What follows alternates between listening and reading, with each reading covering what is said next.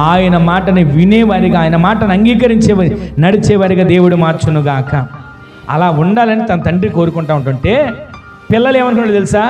తన తండ్రిని ఎప్పుడు ఒక విలన్లాగా చూసేవాడు, ఒక శత్రువులాగా చూసేవాడు. మా నాన్న మాకు విలను, మా నాన్న మాకు శత్రువు.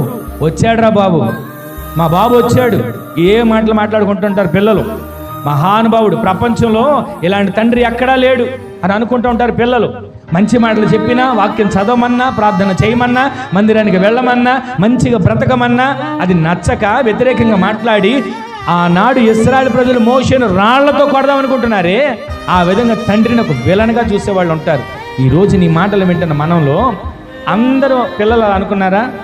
అలా అనుకుంటూ ప్రపంచం ఎంత డెవలప్ అయింది, ప్రపంచం నాలెడ్జ్ ఎలా వెళ్తుంది, ఎక్కడికి వెళ్తుంది. మా నాన్న ఇంకా అక్కడే కూర్చొని ఉన్నాడు, మా నాన్న ఇంకా పాతకాలంలోనే ఉన్నాడు, మమ్మల్ని ప్రశాంతంగా ఉండనివ్వడు.